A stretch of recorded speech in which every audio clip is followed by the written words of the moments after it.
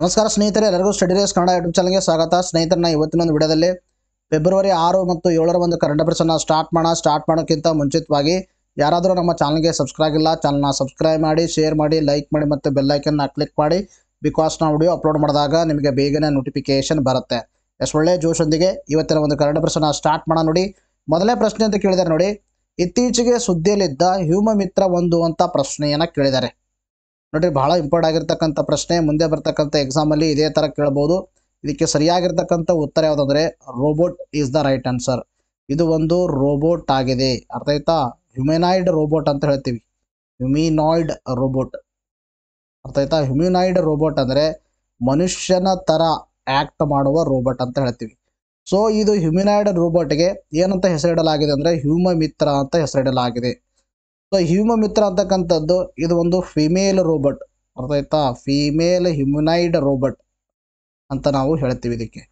So ಈ topic ನಿಮ್ಮ ಒಂದು KS ಎಕ್ಸಾಮಿನೇಷನ್, ಅರ್ಥ ಆಯ್ತಾ, ಪ್ರಿಲಿಮ್ಸ್ ಪ್ರಾಸ್ಪೆಕ್ಟಿವ್ ಇಂದಾಗಿ ಇಂಪಾರ್ಟೆಂಟ್ ಆಗುತ್ತೆ. ಅರ್ಥ ಆಯ್ತಾ? ಪ್ರಿಲಿಮ್ಸ್ ಪ್ರಾಸ್ಪೆಕ್ಟಿವ್ ಒಂದು ಪೇಪರ್ 2 ಅಡಿಯಲ್ಲಿ, ಪೇಪರ್ 2 ಅಲ್ಲಿ ನಿಮಗೆ ಸೈನ್ಸ್ ಆ್ಯಂಡ್ ಟೆಕ್ನಾಲಜಿ ಒಂದು ವಿಭಾಗ ಇದೆ.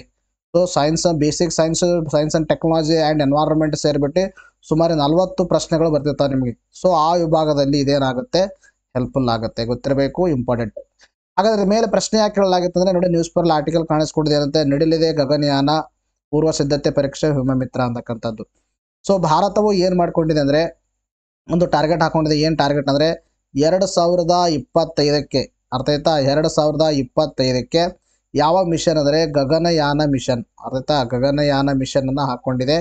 ಸೊ ಈ ಗಗನಯಾನ ಮಿಷನ್ ಅಡಿಯಲ್ಲಿ ಏನಂದರೆ ಮನುಷ್ಯರನ್ನು, ಅರ್ಥ ಆಯ್ತಾ, ಮನುಷ್ಯರನ್ನು ಏನು ಮಾಡೋದಂದರೆ ಲೋ ಅರ್ತ್ ಆರ್ಬಿಟ್, ಅರ್ಥ ಆಯ್ತಾ, ಲೋ ಅರ್ತ್ ಆರ್ಬಿಟಕ್ಕೆ ಕಳಿಸುವ ಒಂದು ಮಿಷನ್ ಆಗಿರ್ತಕ್ಕಂಥದ್ದು. ಲೋ ಅರ್ತ್ ಆರ್ಬಿಟ್ಗೆ ಮನುಷ್ಯರನ್ನು ಕಳಿಸುವ ಒಂದು ಮಿಷನ್ನು ಗಗನಯಾನ 2025ಕ್ಕೆ ಕ್ಯಾರಿ ಔಟ್ ಮಾಡಲಾಗಿದೆ. ಸೊ 2025ಕ್ಕೆ ಮನುಷ್ಯರನ್ನು ಕಳಿಸೋಕ್ಕಿಂತ ಮುಂಚಿತವಾಗಿ ಅಲ್ಲಿರ್ತಕ್ಕಂಥ ಕಂಡೀಷನ್ಸ್ಗಳ ಬಗ್ಗೆ ಅರ್ಥ ಮಾಡಿಕೊಳ್ಳಲು ಏನು ಮಾಡ್ತಾ ಇದ್ದಾರೆ ಅಂದರೆ ಹ್ಯುಮನಾಯ್ಡ್ ರೋಬೋಟ್, ದ್ಯಾಟ್ ಇಸ್ ಫಿಮೇಲ್ ಹ್ಯುಮನಾಯ್ಡ್ ರೋಬೋಟನ್ನು ಕಳಿಸ್ತಾ ಇದ್ದಾರೆ. ಸೊ ಅದಕ್ಕೆ ಹೆಸರು ಹ್ಯೂಮ ಮಿತ್ರ ಅಂತ ಇಟ್ಟಿದ್ದಾರೆ. ಅರ್ಥ ಆಯ್ತಾ? ಸೊ ಇದ್ರ ಬಗ್ಗೆ ಡಿಸ್ಕಷನ್ ಮಾಡೋಣ. ನೋಡಿ, ಭಾರತವು 2025ರಲ್ಲಿ ಮಾನವ ಸಹಿತ, ಅರ್ಥ ಆಯ್ತಾ, ಯಾವ ಸಹಿತ, ಮಾನವ ಸಹಿತ ಬಾಹ್ಯಾಕಾಶ ಮಿಷನ್ ಗಗನಯಾನಕ್ಕೆ ಯೋಜನೆ ಮಾಡ್ತಾ ಇದೆ. ಯೋಜನೆ ಈಗಾಗಲೇ ಏನು ಮಾಡಿದೆ ಅಂದರೆ ಹಾಕ್ಕೊಂಡಿರ್ತಕ್ಕಂಥದ್ದು 2025ಕ್ಕೆ ಅಂದರೆ ಮಾನವ ಸಹಿತ ಬಾಹ್ಯಾಕಾಶ ಮಿಷನ್ ಯಾವುದಂದ್ರೆ ಗಗನಯಾನ ಅಂತ ಹೇಳ್ತೀವಿ. ಆದರೆ ಮಾನವ ಗಗನಯಾತ್ರಿಗಳು ಉಡಾವಣೆ ಮಾಡುವ ಮೊದಲು ಹ್ಯೂಮ ಮಿತ್ರ ಎಂಬ ರೋಬೋಟ್ ಉಡಾವಣೆ ಮಾಡಲಿದೆ. ಅರ್ಥ ಆಯ್ತಾ? ಈಗಾಗಲೇ ಹೇಳಿದೆ ನಿಮಗೆ, ಮಾನವರನ್ನು ಉಡಾವಣೆ ಮಾಡೋಕ್ಕಿಂತ ಮುಂಚಿತವಾಗಿ ಡೈರೆಕ್ಟಾಗಿ ಒಂದು ಹ್ಯುಮ್ಯಾನ್ಸ್ಗಳನ್ನು ಲೋ ಅರ್ತ್ ಆರ್ಬಿಟ್ಗೆ ಪ್ಲೇಸ್ ಮಾಡೋಕ್ಕಿಂತ ಮುಂಚಿತವಾಗಿ ಈ ರೋಬೋಟನ್ನು ಫಸ್ಟ್ ಕಳಿಸಲಾಗುತ್ತೆ. ಅಲ್ಲಿ ಇರ್ತಕ್ಕಂಥ ಕಂಡೀಷನ್ಸ್ಗಳ ಬಗ್ಗೆ ಎಲ್ಲ ಏನು ಮಾಡುತ್ತೆ, ಇದು ಅಧ್ಯಯನ ಮಾಡುತ್ತೆ. ಅಲ್ಲಿಂದ ಅಧ್ಯಯನ ಮಾಡಿರ್ತಕ್ಕಂಥ ಎಲ್ಲ ಇನ್ಫಾರ್ಮೇಷನ್ ಏನು ಮಾಡುತ್ತೆ, ಕೆಳಗಡೆ ನಮಗೆ ಡಿಸ್ಪರ್ಸ್ ಮಾಡುತ್ತೆ. ಸೊ ಅದರದ ಮೇಲೆ ನಾವು ಅಲ್ಲಿ ಕಂಡೀಷನ್ಸ್ಗಳನ್ನು ಅರ್ಥ ಮಾಡಿಕೊಂಡು ಅದಕ್ಕೆ ಬೇಕಾಗಿರ್ತಕ್ಕಂಥ ಟೆಕ್ನಾಲಜಿಗಳು ಏನನ್ನು ಅಳವಡಿಸ್ಕೊಂಡು 2025ಕ್ಕೆ ಗಗನಯಾನ ಮಿಷನನ್ನು ಕಳಿಸ್ತಾ ಇದ್ದೀವಿ. ಇದು ಒಂದು ಹೆಣ್ಣು ಹ್ಯುಮಿನಾಯ್ಡ್ ರೋಬೋಟ್. ಅರ್ಥ ಆಯ್ತಾ? ಇದು ಹೆಣ್ಣು ಹ್ಯುಮಿನಾಯ್ಡ್ ರೋಬೋಟ್ ಆಗಿದ್ದು ಬಾಹ್ಯಾಕಾಶ ನೌಕೆಯ ಕಕ್ಷೆಗಳಿಗೆ ಮಾನವ ಕಾರ್ಯಗಳನ್ನು ಅನುಸರಿಸಲು ಸಜ್ಜುಗೊಂಡಿದೆ. ಮಾನವನ ಕಾರ್ಯಗಳಿಗೆ ಯಾವ ಥರ ಮನುಷ್ಯ ಕಾರ್ಯ ಮಾಡ್ತಾರೆ ಅದೆಲ್ಲ ಮಾಡುತ್ತೆ. ಅಲ್ಲಿ ಇನ್ಫಾರ್ಮೇಷನನ್ನು ಜಸ್ಟ್ ಏನು ಮಾಡುತ್ತೆ, ಪಾಸ್ ಮಾಡುತ್ತೆ. ಹ್ಯೂಮ ಮಿತ್ರ ಬಗ್ಗೆ ಮಾತಾಡ್ತಾ ಬಂದಾಗ ಹ್ಯೂಮ ಅಂದರೆ ಒಂದು ಬಾಹ್ಯಾಕಾಶ ಅಂತ ಹೇಳ್ತೀವಿ, ಮಿತ್ರ ಅಂದರೆ ಸ್ನೇಹಿತ ಅಂತ ಹೇಳ್ತೀವಿ. ಇದು 40 kg ತೂಕವನ್ನು ಹೊಂದಿರತಕ್ಕಂಥ ಫಿಮೇಲ್ ಹ್ಯುಮಿನಾಯ್ಡ್ ರೋಬೋಟ್ ಅಂತ ಹೇಳ್ತೀವಿ. ಇದಕ್ಕೆ ಯಾವ ಸಂಸ್ಥೆ ಅಭಿವೃದ್ಧಿಪಡಿಸಿದೆ ಅಂದರೆ ಇಸ್ರೋ ಸಂಸ್ಥೆ ಏನು ಮಾಡಿದೆ, ಅಭಿವೃದ್ಧಿಯನ್ನು ಪಡಿಸಿರ್ತಕ್ಕಂಥದ್ದು. ಅಭಿವೃದ್ಧಿಪಡಿಸಿದ್ದು ಇದು ಒಂದು ಏನು, ಇದರ ಪ್ರಮುಖ ಕಾರ್ಯ ಏನು, ಆಮೇಲೆ ಮೇಲೋ ಫಿಮೇಲೋ ಅಂತಕ್ಕಂಥ ಫ್ಯಾಕ್ಟು ಸ್ಪಷ್ಟತೆ ಇರಬೇಕು. ಬಾಹ್ಯಾಕಾಶ ನೌಕೆಯಲ್ಲಿ ಮಾನವ ಚಟುವಟಿಕೆಗಳನ್ನು ಅನುಕರಿಸಿ ಮೂಲಕ ಹ್ಯೂಮ ಮಿತ್ರವು ಇಸ್ರೋ ಇಂಜಿನಿಯರ್ಗಳಿಗೆ ಗಗನಯಾನ ಮಾಡ್ಯೂಲ್ನ ವಾಸಯೋಗ್ಯ ಮತ್ತು ಸಿಬ್ಬಂದಿ ವಿಮಾನಗಳಿಗೆ ಮುಂಚಿತವಾಗಿ ಸುರಕ್ಷತೆಯನ್ನು ಸಂಪೂರ್ಣವಾಗಿ ಪರೀಕ್ಷೆಯನ್ನು ಅನುವು ಮಾಡಿಕೊಡುತ್ತದೆ. ಈಗಾಗಲೇ ಹೇಳಿದರೆ ಅಲ್ಲಿ ನಾವೇನು ಮಾಡ್ತಾ ಇದ್ವಿ, ಮಾನವ ಸಹಿತ ಮಿಷನನ್ನು ಕಳಿಸ್ತಾ ಇದ್ವಿ. ಸೊ ಅಲ್ಲಿ ಏನು ಮಾಡುತ್ತಂದರೆ ಇದು ಎಲ್ಲ ಒಂದು ಮಾಡ್ಯೂಲ್ಗೆ ಸಂಬಂಧಪಟ್ಟಿರ್ತಕ್ಕಂಥ ಮತ್ತು ಕಳಿಸಿದಾಗ ಅಲ್ಲಿರ್ತಕ್ಕಂಥ ಇನ್ಫಾರ್ಮೇಷನನ್ನು ಕಳಿಸುತ್ತೆ. ಆ ಇನ್ಫಾರ್ಮೇಷನ್ನಿಂದಾಗಿ ನಾವು ನೆಕ್ಸ್ಟ್ ಏನು ಮಾಡ್ತೀವಿ ಅಂದರೆ ಮಾನವ ಸಹಿತ ಮಿಷನನ್ನು ಕ್ಯಾರಿ ಔಟ್ ಮಾಡ್ತೀವಿ. ಅರ್ಥದ ಸಿಂಪಲ್ಫೈಡ್ ಲ್ಯಾಂಗ್ವೇಜಲ್ಲಿ ನಾನು ನಿಮ್ಗೆ ಹೇಳಿದ್ದೀನಿ. ಇನ್ನು ಗಗನಯಾನ ಮಿಷನ್ ಬಗ್ಗೆ ಮಾತಾಡ್ತಾ ಬಂದಾಗ 2025ರ ವೇಳೆಗೆ ಭಾರತೀಯ ಗಗನಯಾತ್ರಿಗಳು ಕಡಿಮೆ ಭೂಮಿ ಕಕ್ಷೆಗೆ ಲೋ ಅರ್ತ್ ಆರ್ಬಿಟ್ ಅಂತ ಹೇಳ್ತೀವಿ. ಅರ್ಥ ಆಯ್ತಾ? ಲೋ ಅರ್ತ್ ಆರ್ಬಿಟ್ಗೆ ಕಳಿಸ್ತಕ್ಕಂಥ ಒಂದು ಮಿಷನ್ ಯಾವುದಂದ್ರೆ ಇದು ನಾವು ಗಗನಯಾನ ಅಂತ ಹೇಳ್ತೀವಿ, ಗೊತ್ತಿರಬೇಕು, ಇಂಪಾರ್ಟೆಂಟ್. ಇನ್ನು ಈ ಮಾನವ ಸಹಿತ ಮಿಷನ್ ಸಫಲವಾದರೆ, ಇಫ್ ಇಟ್ ಹ್ಯಾಪನ್ಸ್ ಸಕ್ಸಸ್ಫುಲ್ ಆದರೆ ರಷ್ಯಾ, USA, ಚೀನಾ ನಂತರ ಈ ಸಾಧನೆ ಮಾಡಿದ ಜಗತ್ತಿನ 4ನೇ ರಾಷ್ಟ್ರ ಎಂಬ ಹೆಗ್ಗಳಿಕೆಗೆ ಪಾತ್ರವಾಗಲಿದೆ. ಸೊ ಈಗಾಗಲೇ ಭಾರತ ಚಂದ್ರಯಾನ ಅರ್ಥ ಆಯ್ತಾ, ಚಂದ್ರಯಾನವನ್ನು ಲಾಂಚ್ ಮಾಡೋ ಮುಖಾಂತರ, ಚಂದ್ರಯಾನವನ್ನು ಸಕ್ಸಸ್ ಆಗುವ ಮುಖಾಂತರ ಏನಂದರೆ ಭಾರತ 4ನೇ ರಾಷ್ಟ್ರವಾಗಿದೆ. ಚಂದ್ರನ ಮೇಲೆ ಈ ಒಂದು ಸಾಫ್ಟ್ ಲ್ಯಾಂಡಿಂಗ್ ಮಾಡಿದ ಜಗತ್ತಿನ 4ನೇ ರಾಷ್ಟ್ರ ಅಂದರೆ ಭಾರತ ಅಂತ ಹೇಳ್ತೀವಿ. 5ನೇ ರಾಷ್ಟ್ರ ಅಂದರೆ ಯಾವ್ದು ಹೇಳ್ತೀವಿ? ಜಪಾನ್ ಅಂತ ಹೇಳ್ತೀವಿ. ಅರ್ಥ ಆಯ್ತಾ, ಈಗಾಗಲೇ ಜಪಾನ್ ಕೂಡ ಸಕ್ಸಸ್ಫುಲ್ ಆಗಿದೆ. ಇನ್ನು ದಕ್ಷಿಣ ಪೋಲ್ದಲ್ಲಿ ಇಳಿಸಿರ್ತಕ್ಕಂಥ ಮೊಟ್ಟ ಮೊದಲ ದೇಶ ಯಾವುದಂದರೆ ಪೋಲಾರ್ ರೀಸನಲ್ಲಿ ಅದು ಭಾರತ ಅಂತ ನಾವು ಹೇಳ್ತೀವಿ. ಈಗಾಗಲೇ ನಿಮಗೆ ಪ್ರೀವಿಯಸ್ ಕ್ಲಾಸಲ್ಲಿ ಹೇಳಿದ್ದೀನಿ ನೋಡಿ. ನಿಮಗೆ ಸೈನ್ಸ್ ಆ್ಯಂಡ್ ಟೆಕ್ನಾಲಜಿ ವಿಭಾಗದಲ್ಲಿ KS ಎಕ್ಸಾಮಿನೇಷನ್ಗೆ ಇದು ಇಂಪಾರ್ಟೆಂಟ್ ಆಗಿರ್ತಕ್ಕಂಥ ನ್ಯೂಸ್. ಅರ್ಥ ಆಯ್ತಾ? ನೆಕ್ಸ್ಟ್ ಪ್ರಶ್ನೆ ನೋಡಿ. ನೆಕ್ಸ್ಟ್ ಪ್ರಶ್ನೆನ ನೋಡೋಕ್ಕಿಂತ ಮುಂಚಿತವಾಗಿ ಯಾರಾದರೂ ನಮ್ಮ ಚಾನಲ್ಗೆ ಹೊಸದಾಗಿ ನೀವು ಭೇಟಿ ನೀಡ್ತಾ ಇದ್ದರೆ ಅಥವಾ ನೀವು ಏನಾದರೂ KS ಪ್ರಿಪರೇಷನ್ ಮಾಡ್ತಾ ಇದೆ ಅಂದರೆ you have to read 2 year current affairs. 2 ವರ್ಷದ ಕರೆಂಟ್ ಅಫೇರ್ಸ್ ಮಿನಿಮಮ್ ನೀವು ಓದಲೇಬೇಕು. ಪ್ರಿಲಿಮ್ಸ್ ನೀವು ಪಾಸ್ ಆಗಬೇಕಂದ್ರೆ ಕರೆಂಟ್ ಅಫೇರ್ಸ್ ಓದಲೇಬೇಕು. ಕರೆಂಟ್ ಅಫೇರ್ಸ್ ಓದಲಿದ್ರೆ ಪ್ರಿಲಿಮ್ಸ್ ಪಾಸೇ ಆಗಲ್ಲ. You have to remember this. ಅರ್ಥ ಆಯ್ತಾ? ಸುಮಾರು ಎಷ್ಟು ಅಂದರೆ 40 + 40 2 ಪೇಪರ್ ಸೇರಿಬಿಟ್ಟು 80 ಪ್ರಶ್ನೆ ಅಂದರೆ 80 ಅಂದರೆ 160 marks. 160 marks are current affairs. ಅರ್ಥ ಆಯ್ತಾ? ಅಷ್ಟು ಪ್ರಶ್ನೆಗಳು ಬರ್ತಿರ್ತಾವೆ ನಿಮಗೆ. ನಿಮಗೆ ಬೇಕಾದರೆ ನೀವು ನಮ್ಮ ನೋಟ್ಸ್ಗಳನ್ನು ತೊಗೊಳ್ಬೋದು. 2 ವರ್ಷದಿಂದ ಸಿಗುತ್ತೆ, ನಿಮ್ಗೆ 3 ವರ್ಷದ ಕೂಡ ಸಿಗುತ್ತೆ. ಫಾರ್ 15 ಡೇಸ್ಗೆ 20 ಆಗುತ್ತೆ, 1 ಮಂತ್ಗೆ 40 ಆಗುತ್ತೆ. 2023 ಜಾನ್ ಟು ಡಿಸೆಂಬರ್ 1 ಇಯರ್ಗೆ 480 ಆಗುತ್ತೆ. ಇನ್ನು 2022ರಿಂದ ಬೇಕಂದರೆ 2022 ಜಾನ್ ಟು ಡಿಸೆಂಬರ್ 2023ವರೆಗೆ 920 ಆಗುತ್ತೆ. ಡಿಸ್ಕೌಂಟಾಗಿ 820 ಸಿಗುತ್ತೆ. ಇದ್ರ PhonePe, Google pay, Paytm E pay ಮುಖಾಂತರ ಈ ನಂಬರ್ಗೆ ಪೇ ಮಾಡೋದನ್ನು ವಾಟ್ಸಪ್ ಮುಖಾಂತರ ಸ್ಕ್ರೀನ್ಶಾಟ್ ಕಳಿಸಿದ್ರೆ ನಮ್ಮ ನೋಟ್ಸ್ಗಳನ್ನು ತಮಗೆ PDF ಫಾರ್ಮೆಟಲ್ಲಿ ನಾವು ಪ್ರೊವೈಡ್ ಮಾಡ್ತೀವಿ. ನೋಡಿ ನೆಕ್ಸ್ಟ್ ಪ್ರಶ್ನೆ ಬಹಳ ಇಂಪಾರ್ಟೆಂಟು. ರೀಸೆಂಟಾಗಿ ನಿಮ್ಗೆ CTA ಎಕ್ಸಾಮಿನೇಷನಲ್ಲಿ ಇದರ ಮೇಲೆ ಪ್ರಶ್ನೆಯನ್ನು ಬಂದಿತ್ತು. ಯಾವ ಥರ ಬಂದಿತ್ತು ಅನ್ನೋದನ್ನು ನಾನು ಹೇಳ್ತೀನಿ. ಅರ್ಥ ಆಯ್ತಾ? ರಾಷ್ಟ್ರೀಯ ವಿಪತ್ತು ನಿರ್ವಹಣಾ ಕಾಯ್ದೆ ಜಾರಿಗೆ ಬಂದ ವರ್ಷ ಯಾವುದು ಅಂತ ಪ್ರಶ್ನೆ ಕೇಳಿದರೆ. ಅರ್ಥ ಆಯ್ತಾ? National disaster management act. National disaster management act. National disaster management act ಭಾರತದಲ್ಲಿ ಜಾರಿಗೆ ತಂದದ್ದು ಯಾವಾಗ ಅಂದರೆ 2005 ಅಂತ ನಾವು ಹೇಳ್ತೀವಿ.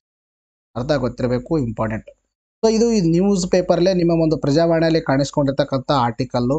ಸೊ ಈ ಆರ್ಟಿಕಲ್ಲು ನಮಗೆ ಒಂದು ಒಳ್ಳೆಯ ಇನ್ಫಾರ್ಮೇಷನನ್ನು ಕೊಡುತ್ತೆ, ಒಂದು ಸೂಚನೆಯನ್ನು ಕೊಡುತ್ತೆ. ಏನಂದರೆ ನೀವು ಡಿಸಾಸ್ಟರ್ ಮ್ಯಾನೇಜ್ಮೆಂಟ್ ಬಗ್ಗೆ ಓದಬೇಕು ಅಂತಕ್ಕಂಥದ್ದು. ಈ ಡಿಸಾಸ್ಟರ್ ಮ್ಯಾನೇಜ್ಮೆಂಟಲ್ಲಿ ಡಿಸಾಸ್ಟರ್ ಮ್ಯಾನೇಜ್ಮೆಂಟ್ ಅಥಾರಿಟಿ ಅಂತ ಬರುತ್ತೆ.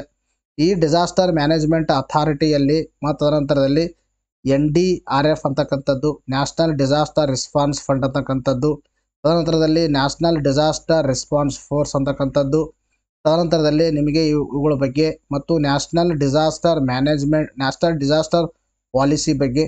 ಸೊ ಇವುಗಳೆಲ್ಲ ಬಗ್ಗೆ ನೀವು ಏನು ಮಾಡಬೇಕಾಗತ್ತೆ? ಅರ್ಥವನ್ನು ಮಾಡ್ಕೊಳ್ಬೇಕಾಗತ್ತೆ. ಸೊ ಈಗಾಗಲೇ ಏನು ಮಾಡ್ತಿದೆ ಅಂದರೆ, ಇನ್ನೊಂದು ನಿಮಗೆ ಗೊತ್ತಿರಲಿ, ಕರ್ನಾಟಕ ಸರ್ಕಾರ ಏನು ಮಾಡ್ತಿದೆ ಅಂದರೆ ಕೇಂದ್ರದ ವಿರುದ್ಧವಾಗಿ ನಮಗೆ ತೆರಿಗೆ ಪಾಲು ಕಡಿಮೆ ಬಂದಿದೆ, ತದನಂತರದಲ್ಲಿ ಬರ ನಿರ್ವಹಣೆಗೆ ಹಣವನ್ನು ಕೇಂದ್ರ ಸರ್ಕಾರ ಬಿಡುಗಡೆ ಮಾಡ್ತಾ ಇಲ್ಲ ಅಂತ ಏನು ಮಾಡ್ತಾ ಇದೆ? ಸ್ಟ್ರೈಕ್ಸ್ ಕೂಡ ಮಾಡ್ತಾ ಇದೆ. ಸೊ ಆ ಒಂದು ರೆಸ್ಪೆಕ್ಟಿವಿಟಿಯಲ್ಲಿ ಈ ನ್ಯೂಸು ನಿಮ್ಮ KS ಎಕ್ಸಾಮಿನೇಷನ್ಗೆ ವೆರಿ ಇಂಪಾರ್ಟೆಂಟು. ಅರ್ಥ ಆಯ್ತಾ? KS ಎಕ್ಸಾಮಿನೇಷನ್ಗೆ ಮತ್ತು ನಿಮ್ಮ PC ಲೆವೆಲಲ್ಲಿ ಪ್ರಶ್ನೆ ಮತ್ತು PSI ಲೆವೆಲಲ್ಲಿ ಯಾವ ಥರ ಪ್ರಶ್ನೆ ಕೇಳ್ತಾರೆ ಅನ್ನೋದು ಕೂಡ ನಾನು ಎಕ್ಸ್ಪ್ಲೇನನ್ನು ಮಾಡ್ತೀನಿ ನಿಮಗೆ. ನೋಡಿ, ಬರದ ಸ್ಥಿತಿಯನ್ನು ನಿರ್ವಹಿಸುವ ಸಲುವಾಗಿ ನಾನು ಸ್ವಲ್ಪ ಹಿನ್ನೆಲೆಯಿಂದ ನಿಮಗೆ ಕರ್ಕೊಂಡು ಹೋಗ್ತೀನಿ. ಇಲ್ಲಿ ಕೆಲವೊಂದು ನಾನು ಸರ್ಕಾರ ವಿರುದ್ಧ ಮೆನ್ಷನ್ ಮಾಡಿದ್ದೀನಿ. ನೀವು ಪರ್ಸನಲಾಗಿ ತೊಗೋಬೇಡಿ. UPA ಸರ್ಕಾರ, BJP ಸರ್ಕಾರ ಅಂತ ಏನು ತಲೆ ಇಟ್ಕೋಬೇಕು. ನಿಮ್ಮ ಎಕ್ಸಾಮಿಗೆ ಎಷ್ಟು ಇಂಪಾರ್ಟೆಂಟ್ ಇದೆ ಅನ್ನೋ ತಲೆ ಇಟ್ಕೋಬೇಕು ಅಷ್ಟೇ. ಅರ್ಥ ಆಯ್ತಾ? ಬರದ ಸ್ಥಿತಿಯನ್ನು ನಿರ್ವಹಿಸುವ ಸಲುವಾಗಿ 2010ರಲ್ಲಿ UPA ಸರ್ಕಾರ ಅಂದರೆ ಕಾಂಗ್ರೆಸ್ ಗೌರ್ಮೆಂಟು ಅಂದರೆ ಈ ಒಂದು ಬರ, ಅರ್ಥ ಆಯ್ತಾ, ಬರ ನಿರ್ವಹಣೆ ಕೈಪಿಡಿ ಅಥವಾ ಮಾರ್ಗಸೂಚಿಯನ್ನು ಜಾರಿಗೆ ತಂದಿತ್ತು. ಅರ್ಥ ಬರ ನಿರ್ವಹಣಾ ಕೈಪಿಡಿ ಅಥವಾ ಬರ ನಿರ್ವಹಣೆ ಮಾಡುವ ಒಂದು ಮಾರ್ಗಸೂಚಿಯನ್ನು ಯಾವಾಗ ತಂದಿತ್ತು ಅಂದರೆ 2010ರಲ್ಲಿ ಜಾರಿಗೆ ತರ್ತದೆ. ಯಾವುದು? UPA government. ಈ ಕೈಪಿಡಿ ಬರ ನಿರ್ವಹಣೆಯ ಒಂದು ಅಧ್ಯಯನವು ವಿವರವು ಈ ಮುಂದಿನಂತಿದೆ. ಅರ್ಥ ಆಯ್ತಾ? ಆ ಒಂದು ಕೈಪಿಡಿಯಲ್ಲಿ ಬರ ನಿರ್ವಹಣೆ ಅಂತಕ್ಕಂಥ ಒಂದು ಅಧ್ಯಯನ ನಿಂತು ಆ ಅಧ್ಯಯನದಲ್ಲಿ ಈ ಥರ ಒಂದು ಮಾಹಿತಿಯನ್ನು ನೀಡಿದೆ. ಏನಂದರೆ ಬರ ನಿರ್ವಹಣೆ ಎಂಬುದು ಅತ್ಯಂತ ಸಂಕೀರ್ಣವಾದ ಒಂದು ಪ್ರಕ್ರಿಯೆ. It is one of the complex, ಅರ್ಥ ಆಯ್ತಾ, ಕಾಂಪ್ಲೆಕ್ಸ್ ಆ್ಯಕ್ಷನ್ ಅಂತ ಹೇಳ್ತೀವಿ ಅಥವಾ ಕಾಂಪ್ಲೆಕ್ಸ್ ರೆಸ್ಪಾನ್ಸ್ ಅಂತಲೂ ಕೂಡ ಹೇಳ್ತೀವಿ. ಬರ ನಿರ್ವಹಣೆಯಲ್ಲಿ ರಾಜ್ಯ ಸರ್ಕಾರ ಮತ್ತು ಕೇಂದ್ರ ಸರ್ಕಾರ ಹಲವು ಸಚಿವಾಲಯಗಳು ನಿರಂತರ ಭಾಗವಹಿಸುವ ಅತ್ಯಗತ್ಯ. ಅರ್ಥ ಆ ಕೈಪಿಡಿಯಲ್ಲಿ ಒಂದು ಮಾಹಿತಿಯನ್ನು ನೀಡಿದರೆ ಏನಂದರೆ ಬರ ನಿರ್ವಹಣೆ it is not only responsibility of the state government. ಕೇವಲ ಬರ ನಿರ್ವಹಣೆ ಮಾಡೋಕ್ಕೆ, ಬರಗಳನ್ನು ಟ್ಯಾಕಲ್ ಮಾಡೋಕ್ಕೆ ಅಥವಾ ಈ ಒಂದು ಡಿಸಾಸ್ಟರ್ಸ್ಗಳನ್ನು ಮ್ಯಾನೇಜ್ಮೆಂಟ್ ಮಾಡೋಕ್ಕೆ it is not only responsibility of the state government, central government also has a equal responsibility. ಮತ್ತು ಅದಕ್ಕೆ ಸಂಬಂಧಪಟ್ಟಿರ್ತಕ್ಕಂಥ ಇಲಾಖೆಗಳು ಇದಕ್ಕೆ ಒಂದು ಎರಡಕ್ಕೂ ಜವಾಬ್ದಾರಿ ಇದೆ ಅಂತಕ್ಕಂಥದ್ದು ಈ ಕೈಪಿಡಿಯಲ್ಲಿ ಸ್ಪಷ್ಟವಾಗಿ ಉಲ್ಲೇಖವನ್ನು ಮಾಡಲಾಗಿತ್ತು.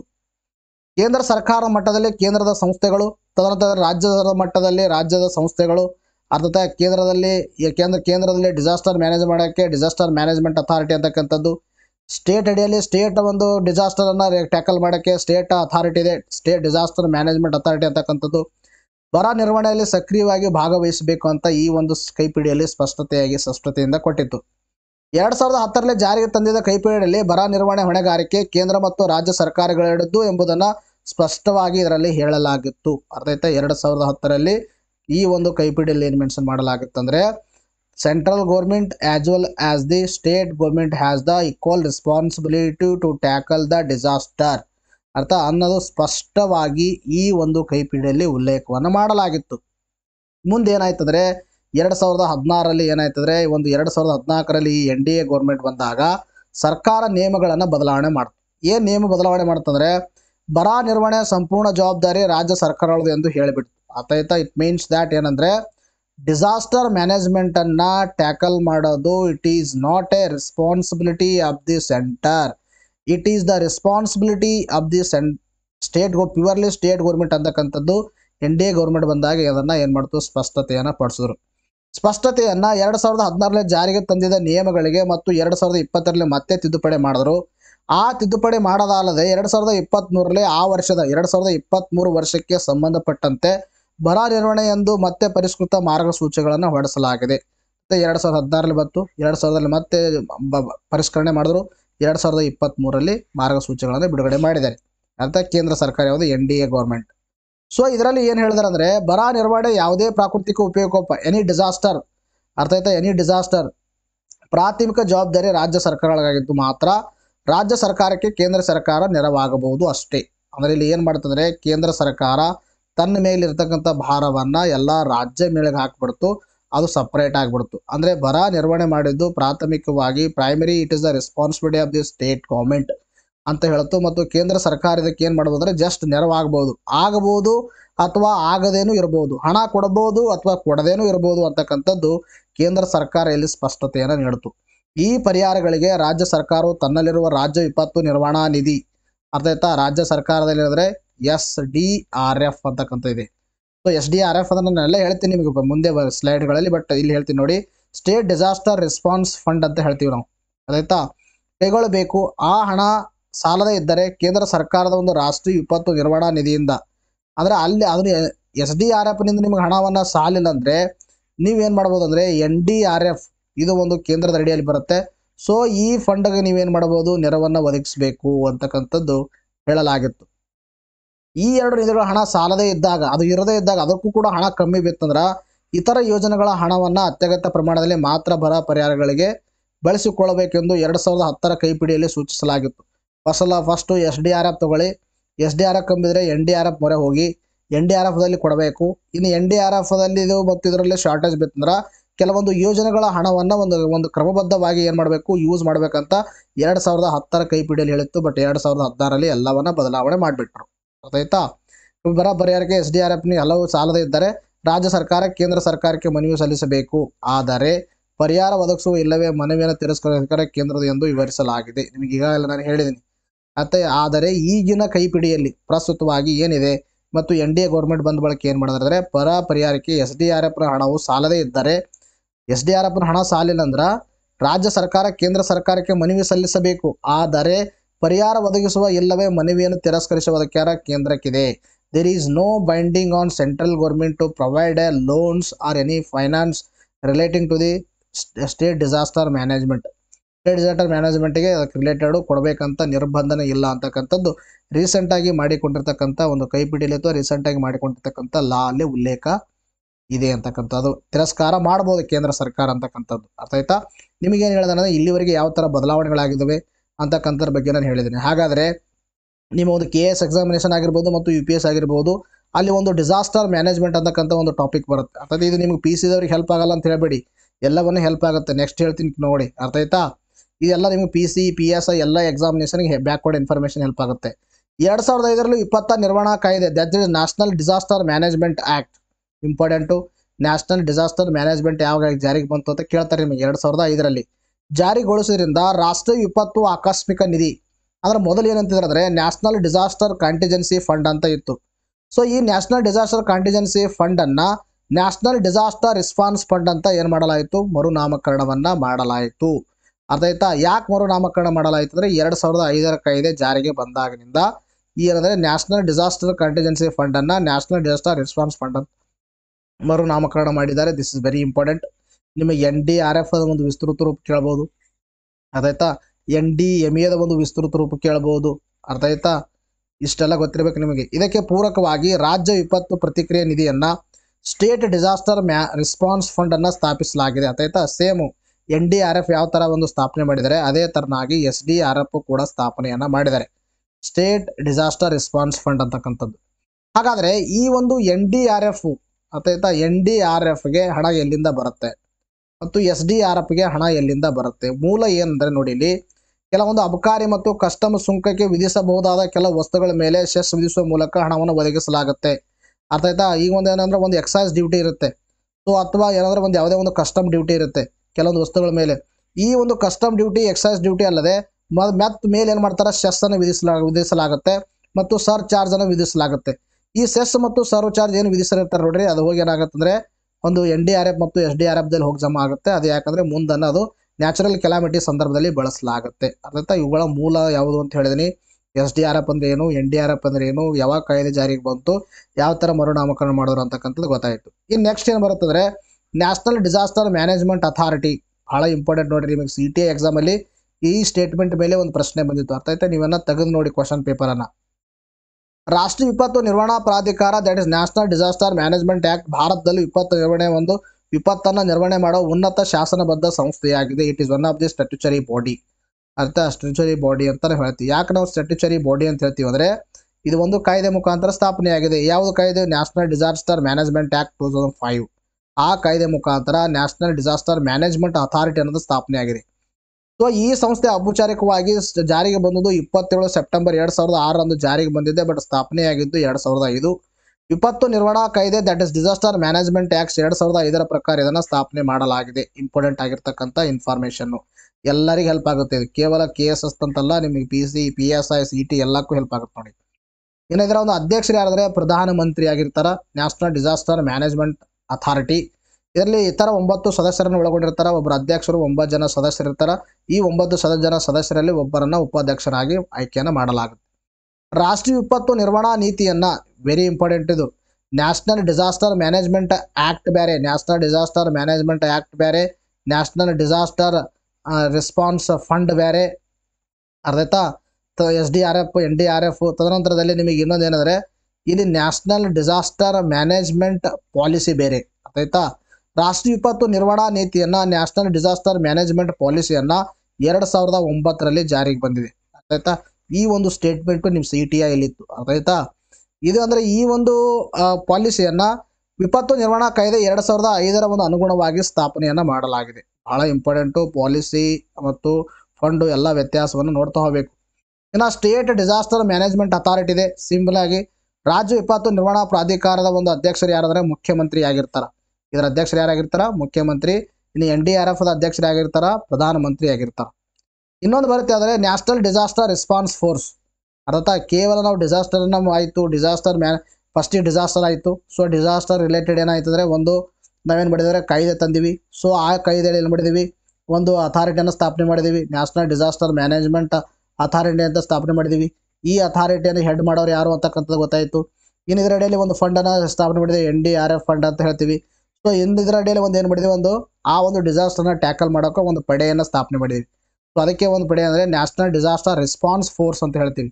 ರೆಸ್ಪಾನ್ಸ್ ಫಂಡ್ ಬೇರೆ, ರೆಸ್ಪಾನ್ಸ್ ಫೋರ್ಸ್ ಬೇರೆ. ಫಂಡು ಕೂಡ ಅದೇ ಆ್ಯಕ್ಟ್ ಅಡಿಯಲ್ಲಿ, ಫೋರ್ಸು ಕೂಡ ಅದೇ ಆ್ಯಕ್ಟ್ ಅಡಿಯಲ್ಲಿ ಸ್ಥಾಪನೆ ಮಾಡಲಾಗಿದೆ. ರಾಷ್ಟ್ರೀಯ ವಿಪತ್ತು ನಿರ್ವಹಣಾ ಪಡೆಯನ್ನು 2005 ಕಾಯ್ದೆಯಲ್ಲಿ ಸ್ಥಾಪನೆ ಮಾಡಲಾಗಿದೆ.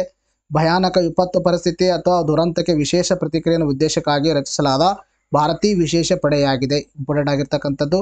ಇದು ಗೃಹ ಸಚಿವಾಲಯದ ಅಡಿಯಲ್ಲೇ ಬರುತ್ತೆ. ಅರ್ಥ ಆಯ್ತಾ? ಇದು ನಿಮ್ಮ CTI ಒಂದು ಎಕ್ಸಾಮಿನೇಷನಲ್ಲಿ ನಿಮಗಿದು ಸ್ಟೇಟ್ಮೆಂಟ್ ಬಂದಿರತಕ್ಕಂಥದ್ದು. ಅವ್ರು ಏನು ಕೊಟ್ಟಿದ್ರು ಅಂದರೆ ನಿಮಗೆ ಅಲ್ಲಿ ವಿದೇಶಾಂಗ ಸಚಿವಾಲಯ ಅಂತ ಕೊಡ್ತಾರೆ, ರಕ್ಷಣಾ ಸಚಿವಾಲಯ ಅಂತ ಕೊಟ್ಟಿದ್ದರು.